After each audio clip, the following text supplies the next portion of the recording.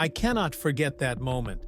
The moment when my heart stopped beating, and I was nothing more than a wandering soul in the dark space. Before I could understand what was happening, a brilliant light appeared, pulling me into a city I had never seen before. This was not a dream, nor was it an illusion. It was heaven, a place I cannot describe in words. The golden, shimmering streets, the towering buildings, and everything seemed filled with love and peace. But how could I return when I had seen another world? I was not the only one to go through this. Millions of people around the world have faced death, and some of them survived to tell mysterious stories about what they witnessed in the moments close to death. So, what makes my story special? Let me tell you, and if you have ever felt strange sensations when standing near death, I would love for you to share your feelings. Let's explore things that science cannot explain, and feel free to leave your thoughts in the comments. Perhaps a part of you has once touched the world I witnessed. Let us connect and share these unbelievable experiences. It all began on an ordinary day, one that I thought would pass just like the others. But little did I know, that day would change the trajectory of my life in ways I could never have imagined. My name is Mike Mackenzie, and like anyone else, I've had my share of ups and downs. But nothing could have prepared me for what I was about to experience in that operating room.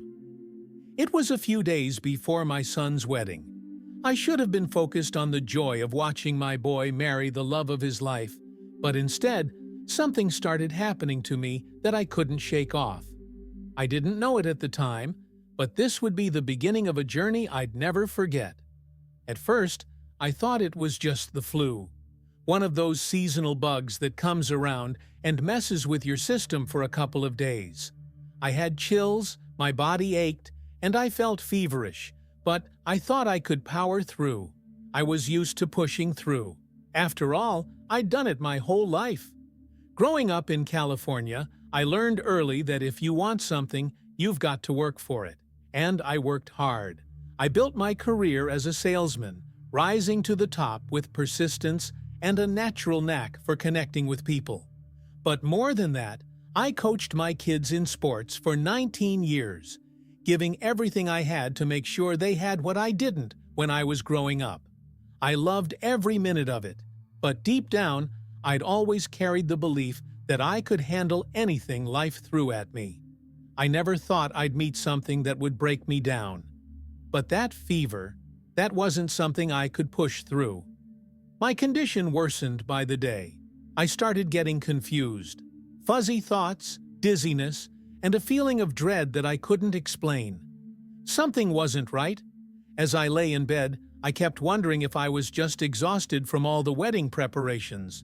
But my body felt too weak, too sick, to be chalked up to stress alone.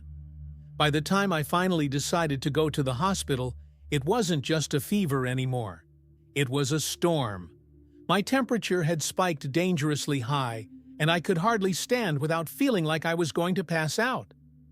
My wife, Carol, was the one who insisted I get checked out. She's always been the practical one, and I, being stubborn as hell, had ignored every other warning sign. But not this time.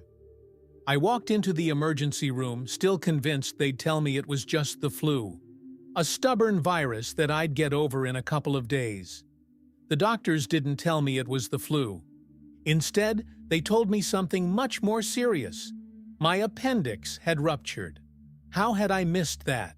How had I not known? They told me I needed surgery, and fast, or else it would be life-threatening. There wasn't a lot of time to process it. It all happened so quickly, and before I knew it, I was being wheeled into the operating room. That's when everything changed. I remember feeling the cold, sterile environment of the surgical room, the sharp smell of antiseptic in the air, and the faint buzz of equipment surrounding me. But there was something else, too. Something I couldn't explain. It was like the world around me had suddenly blurred, as if I was seeing everything through a fog. I felt detached, distant, almost as though I was floating outside of my own body. My heart was racing, and the fever made it worse. I was too confused to really comprehend what was happening, but I distinctly remember hearing voices, whispers in the room, but they didn't make sense. And then, suddenly, through the haze, I saw him, Jesus, standing there, right beside me, in the middle of the operating room. It didn't make sense. I wasn't sure if I was dreaming or if I had somehow slipped into a fever-induced hallucination. But there he was. I knew who he was instantly. There was no mistaking it. The figure, the presence, there was something about it that was so undeniably real. I've heard people describe things like this before, but never in a million years did I think I'd be one of them. I blinked a few times, trying to make sense of what was happening. Was I dead? Had I crossed over into another realm? I didn't know. I just knew that something extraordinary, something divine was taking place. And I was right in the middle of it. But as I tried to focus, as my mind spun in confusion, I realized something strange. I wasn't dreaming, I wasn't dead, and I wasn't hallucinating. What I was experiencing was something beyond my comprehension. A heightened sense of reality. It was as if the world had shifted, and the veil between life and death had become thinner. I could see things with more clarity than I'd ever seen before, and yet it made no sense. My body felt like it was still on the operating table, yet my mind was somewhere far beyond it, watching the scene unfold. So what happened next? I can't imagine, but just as I felt myself being caught in a strange feeling between life and death, everything changed in an instant. And I met the one I never thought I would meet, Jesus. I had no idea what was happening to me. One moment, I was lying on that cold operating table, struggling to comprehend the reality of my fever and confusion. And the next, I found myself in the presence of someone I could never have imagined. Jesus. He was standing right there in the operating room, calm and serene, his presence enveloping the space around us in a way that made everything else fade into the background. There was no fanfare, no dramatic display, just a quiet, overwhelming peace that settled over me. I still didn't understand how or why he was there, but as soon as our eyes met, I knew. This wasn't just some hallucination. This wasn't just a dream. This was real. What happened next still feels surreal, even as I try to recount it to you. Jesus held out his hand to me. At first, I didn't know what to do. I was still reeling from everything that had just happened, the confusion, the sensation that I was caught between life and death. But there was something about that hand, something in the way he looked at me, that made me feel like I had no choice but to take it. So, I did. I reached out, hesitantly at first, but as my fingers touched his, something inside me shifted. I felt a warmth, an energy, coursing through my body, like a wave of light that spread from my fingertips all the way to the core of who I was. And in that instant, I was no longer in the operating room. I wasn't even in my own body. I was somewhere else, somewhere far beyond the realm of anything I had ever known. The world around me shifted and dissolved, and suddenly I was standing on lush, green grass. Not just any grass, mind you, but the kind of grass you see in dreams, so vivid and vibrant that it almost glows. It was soft beneath my feet, as if it were alive in a way that no grass I'd ever walked on could be. It was like stepping into a place untouched by time, untouched by the wear and tear of the world we know. I looked around, trying to take it all in, but there was too much to process. The landscape before me was breathtaking. The sky above was a brilliant white, almost glowing, yet not in a harsh, blinding way. It was soft, like the light of 1,000 suns, all combined into one peaceful, harmonious glow. It bathed everything in its warmth, but without any of the discomfort that comes with the sun in our world. The light didn't feel hot or overwhelming. Instead, it was comforting, like it was meant to be there, meant to nurture, meant to make everything feel alive in a way that was beyond comprehension. I felt no fear, no anxiety. It was like all the chaos and confusion I had felt before had been wiped away in an instant. And there, standing beside me, was Jesus. His presence still as calming and powerful as it had been when he first appeared in the operating room. He didn't say anything at first. He didn't need to. There was a communication between us, a wordless understanding that passed from him to me, as if he were saying, "Look at this. This is what awaits." And then, as if he were guiding me, he pointed towards something in the distance. I followed his gaze and saw what I can only describe as objects, but they weren't like anything I had ever seen before. At first, I thought they might be beams of light, but they were unlike anything I could comprehend. They were soft, glowing strands of light that seemed to move with purpose, like they were alive in their own way. They darted through the air in a beautiful, mesmerizing dance, leaving trails of light behind them, shimmering in the radiant glow of the world around us. I couldn't take my eyes off of them. They were not like the sterile, artificial lights we have in our world. These lights were alive, purposeful, and seemed to be a part of the very fabric of the place I was in. They moved gracefully, and though I didn't know what they were or where they came from, they brought with them a sense of peace, as if they were part of the harmony that filled this otherworldly place. It was as though they were a manifestation of the love, light, and life that permeated everything here. "Is this heaven?" I asked, though I wasn't sure where the question had come from. The words felt strange coming out of my mouth, as if they didn't belong in this place, but even as I spoke, I knew the answer. I wasn't in heaven, at least not in the way we often imagine it. This place, this vivid, glowing world, wasn't just a destination, it was a reminder of something greater than ourselves, something beyond the limits of our understanding. Jesus didn't answer with words. Instead, he simply smiled. A smile that was so full of understanding, so full of compassion, that it felt as though he was welcoming me into something I had always known, but had never truly understood.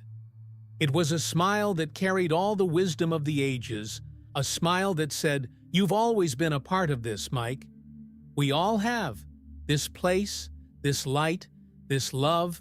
It's who we are, at our core." I stood there, overwhelmed, trying to absorb everything. It wasn't just the beauty of the place that struck me. It was the way everything felt so right, so perfectly aligned. The air was filled with the scent of fresh grass, of earth, of life, but it wasn't overwhelming. It was subtle, just enough to remind me that I was alive, that I was part of something much bigger than I could ever fully comprehend. I looked down at the grass beneath my feet again, and as I did, something changed. The grass wasn't just grass anymore. It was a living, breathing entity, and as my foot touched it, I felt a pulse, a soft, gentle thrum, like the heartbeat of the world itself. It was as if everything in this place was connected, interconnected in a way that defied the limits of what I had ever known. And then, as I continued to stand there, mesmerized by everything around me, I realized something profound. I wasn't just a visitor in this place. I was a part of it. This wasn't a world separate from my own, distant and unattainable.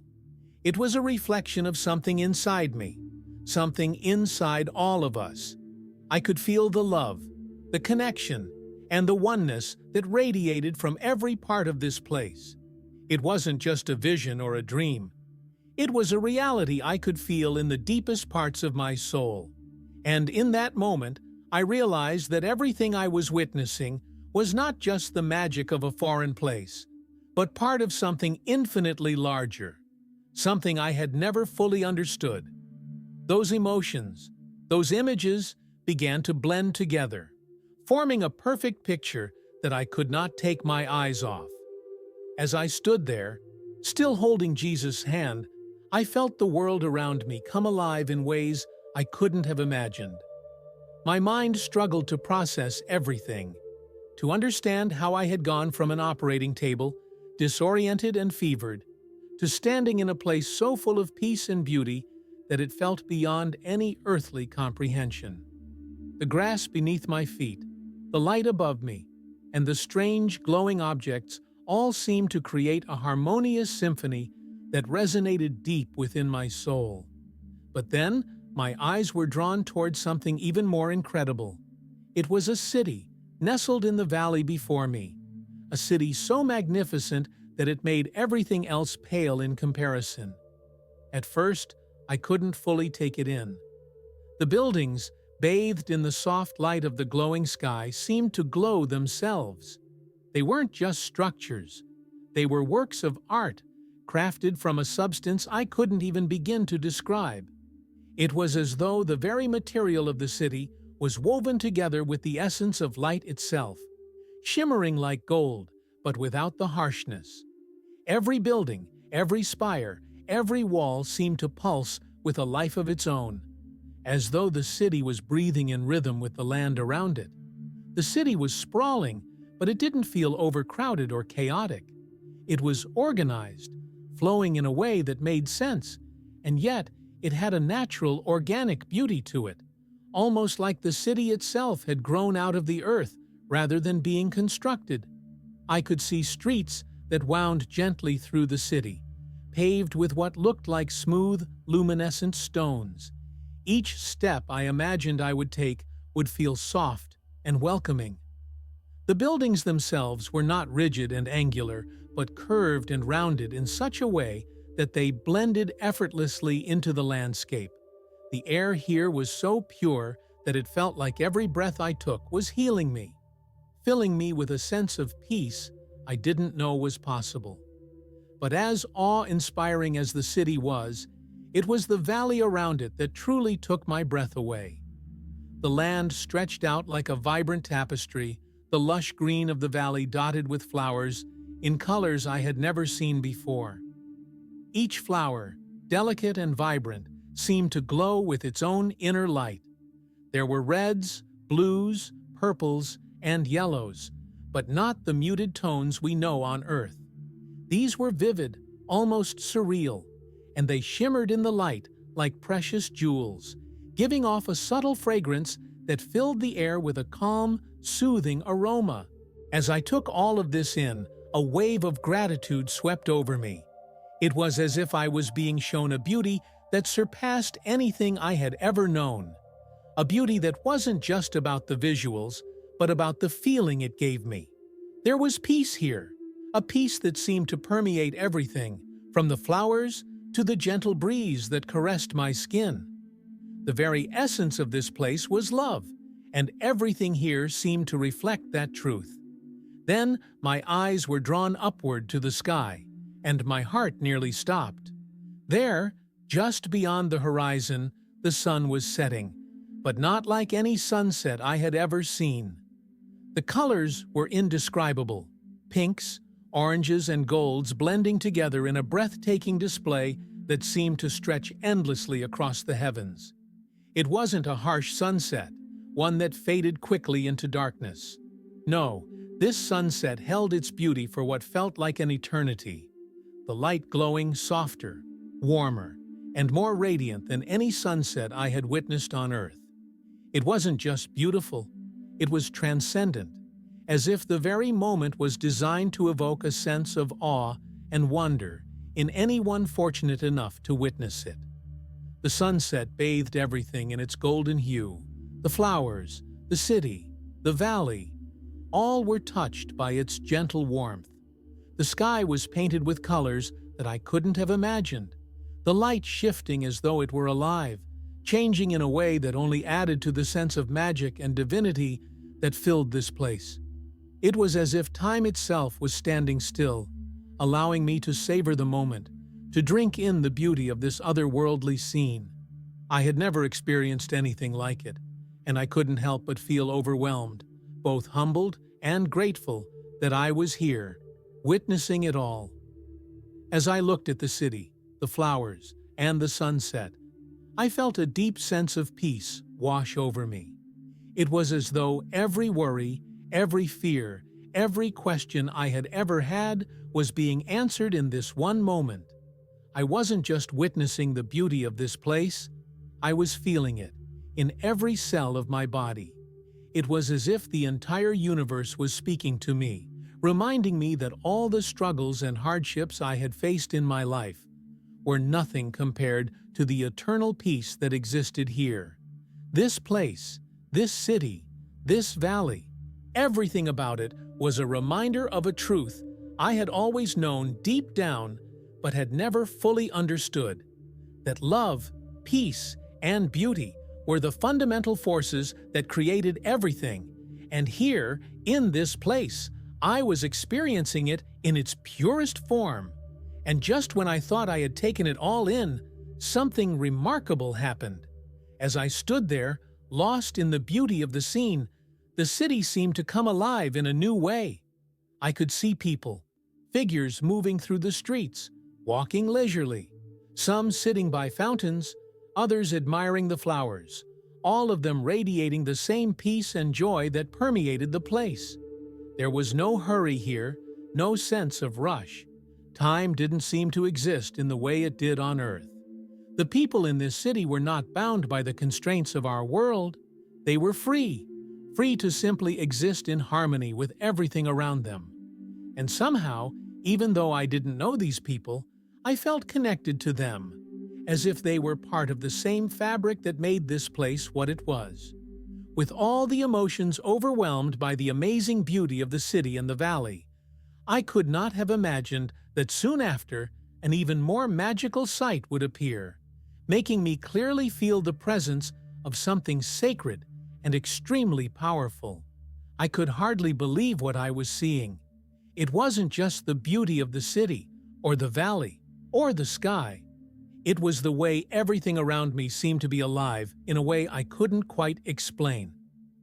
As I stood there, gazing at the city in the distance, I saw something that made my heart skip a beat. There, in the distance, beams of light shot out from the city and into the trees that dotted the valley below. At first, I thought it might be some sort of illusion, but then I saw it more clearly. The beams of light were like nothing I had ever witnessed before. So pure, so intense, that they seemed to break the very fabric of reality. Each beam shot forth like a laser of radiant energy, but what happened next was nothing short of extraordinary. As the beams of light touched the trees, they didn't just illuminate them. No, the trees exploded in a burst of light, like fireworks, brilliant, dazzling, and filled with a radiant glow that made the whole valley seem to shimmer. The lights didn't fade away either. They lingered in the air, suspended in a way that felt like time itself was pausing to witness the spectacle. I could see the light moving through the branches, through the leaves, lighting everything around them in a dazzling, otherworldly glow. It was as though the trees themselves were alive with light, as if they were the very vessels through which the glory of this place was revealed. I stood there, completely mesmerized, unable to take my eyes off the magnificent scene unfolding before me. The colors were impossible to describe. Brilliant blues, fiery reds, soft purples, and golds, all mixing together in a way that felt beyond earthly comprehension. The trees lit up with such force and intensity that it seemed like they were being transformed before my eyes, bathed in the most divine light I had ever encountered. It wasn't just that they were glowing, it was as though each tree was radiating the very essence of something far beyond the physical world. This wasn't ordinary light. This was something sacred, something profound. As I stood there, trying to make sense of what I was witnessing, Jesus, still standing beside me, spoke in a voice that carried a depth of understanding I couldn't fully grasp. His voice was calm, steady, yet full of a power that resonated deep within me. "This," he said, gesturing toward the beams of light and the glowing trees, is the glory of the Lord. The words hung in the air, and I felt something shift inside me, like I was on the verge of understanding something that had always been just beyond my grasp. The glory of the Lord. Those words were simple, but they carried weight. I could feel the truth in them, deep down in my very being. The light wasn't just an aesthetic. It wasn't just a display of beauty. It was a manifestation of something divine, something sacred. It was as if the very presence of God was being made visible in that light, shining through the trees, bursting forth in waves of brilliance. It was awe-inspiring, and it was humbling. I felt small, not in a bad way, but in the way one feels when standing before something so vast, so majestic, that it puts everything else into perspective. In that moment, I understood how truly insignificant my own worries, my own struggles, my own life had seemed in comparison to this infinite, eternal glory. My knees felt weak, and I found myself almost trembling under the weight of it all. The light wasn't just beautiful, it was overwhelming too. It was too pure, too powerful for me to fully comprehend. I felt like I was being held in a moment that was both terrifying and incredibly peaceful at the same time. I was in the presence of something so much greater than myself that I could hardly process it. I looked over at Jesus, seeking some sort of reassurance. His face was calm, but there was an intensity in his eyes, as if he understood the enormity of what was unfolding around us. He didn't seem surprised by the light, by the trees glowing, or by the overwhelming presence that was filling the air. For him, this was simply the reality of what was. For me, it was something else entirely. I had no words to express what I was feeling, no way to make sense of it all. I had never experienced anything like this in my life, and I wasn't sure if I ever would again. As I stood there, my legs trembling beneath me, I felt as though the glory of the Lord was not just surrounding me, but moving through me. I could feel it in my chest, in my heart, in my soul. It was like the light was penetrating every part of me, revealing truths I had never known before. There was a purity to it, a holiness that I couldn't escape, nor did I want to. But at the same time, I felt utterly unworthy of being in the presence of such magnificence. This wasn't just a fleeting moment of beauty. This was the essence of eternity, shining through in a way that felt almost too much to bear. It was a love so deep, so pure, that it transcended everything I had known or understood. And so, while I was still immersed in that divine moment, a sudden change made me unable to believe my eyes. A strong shift brought me from the peaceful world, full of light, back to the harsh reality, where I realized I was no longer there, but in a hospital room, with the cold beeping of machines all around and a body in pain, as if thrown back to life violently. I remember the moment so clearly, though at the time, it all felt like a blur. A sudden shift from the divine serenity of that other place back to the harshness of reality. One minute, I was standing in a world that was more beautiful than anything I could have ever imagined, and the next, I was gasping for breath, my eyes snapping open to a sterile white ceiling. The sound of the machines beeping around me, loud, mechanical, and unrelenting, hit my ears first, and then came the sharp pain, like my body had been slammed back into existence, as if it didn't want to be there. My heart raced, confusion flooding through me. What happened? How did I get here? The events of the past moments, no, the past few hours, felt distant, disconnected. Was it a dream? No, it couldn't have been. I felt what I had experienced, the peace, the beauty, the overwhelming presence of light and love. That was real. But now, here I was, lying in a hospital bed, struggling to grasp my surroundings, the cold, hard truth settling in like a weight on my chest. My mind tried to make sense of it all, but it was like trying to piece together fragments of a broken mirror. And then, through the fog of disorientation, I heard a voice. My doctor's.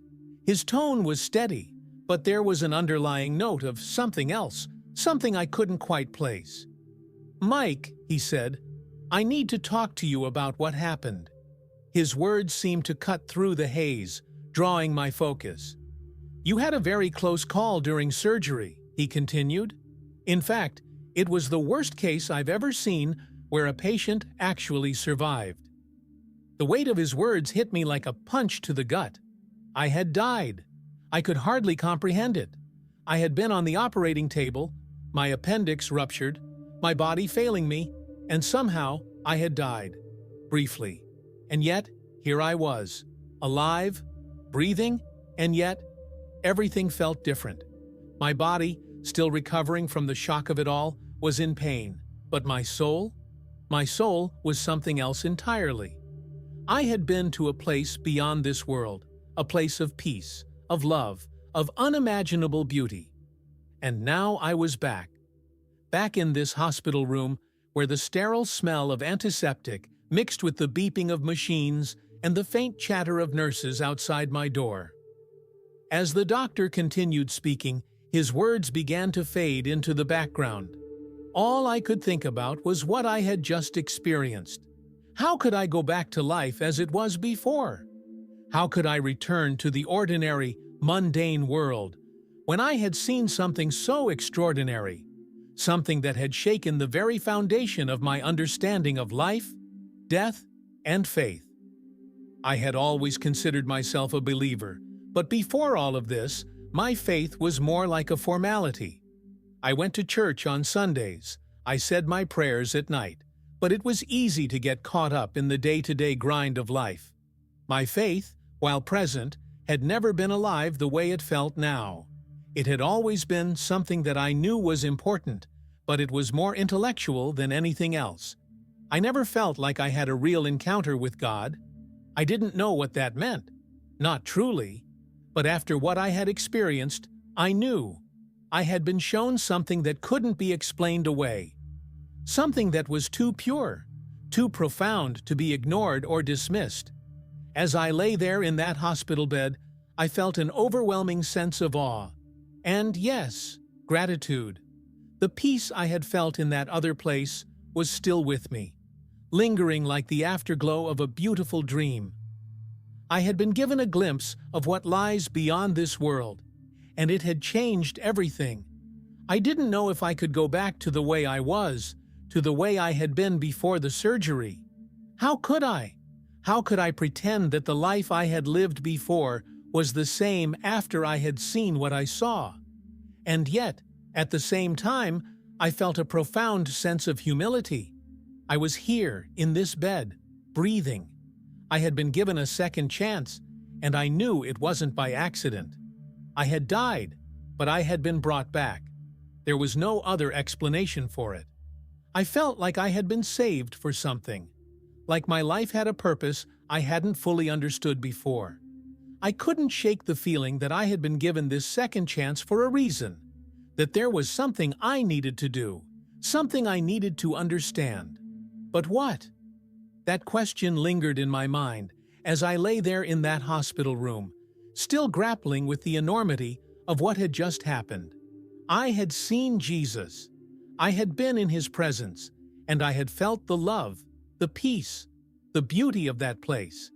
It was more real than anything I had ever experienced, and now I had to figure out how to make sense of it all, how to incorporate that experience into my life, into my faith. The doctor's voice snapped me out of my thoughts, but this time his words sounded different. "You're going to make a full recovery, Mike," he said, "but I want you to understand something. What happened to you was nothing short of a miracle. I've never seen anything like it. A miracle." The word hit me in a way it never had before. I had always thought of miracles as something distant, something that happened to other people, in other places. But now I knew.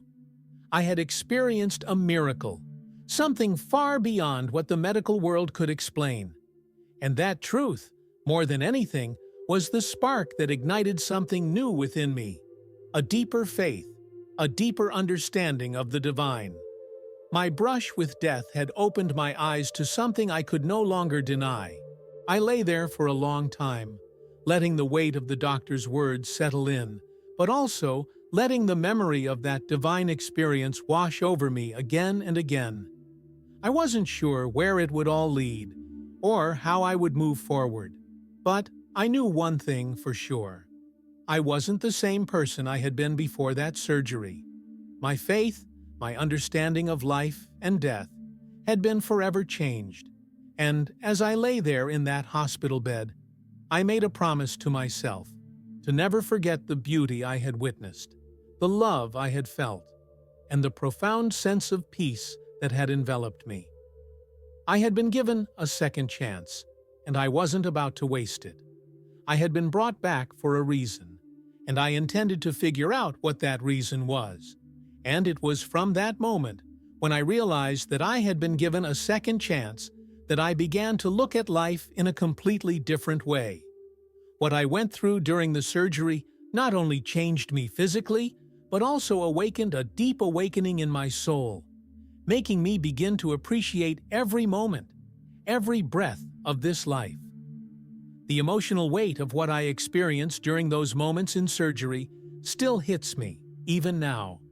It was like waking up from a dream, but the dream was so real, so overwhelmingly beautiful, that it left an imprint on my soul. Before all of this, I had been rushing through life, constantly focused on the next task, the next goal, the next thing to check off my list. But after seeing the beauty of the world beyond this one, I've learned to slow down. I've learned to see, to appreciate the simple things, like the way the sun hits the leaves in the morning, or how the sky shifts colors at sunset. Everything around me feels more vibrant, more meaningful now. The mundane has become sacred, and it's not just about the beauty around me either. It's about how fragile and precious life truly is. I used to take everything for granted: my health, my relationships, my days. Now, every moment is a gift. And death? I'm not afraid of it anymore. If anything, I look forward to it. Not because I want to leave this world, but because I know that there's something waiting for me beyond it. I'm excited to meet Jesus again, to be in His presence once more. That experience completely changed my perspective on life and death. I want everyone to have that kind of peace. That's why I encourage anyone who will listen. Ask God to reveal Himself to you. Open your heart and seek Him, because He is real.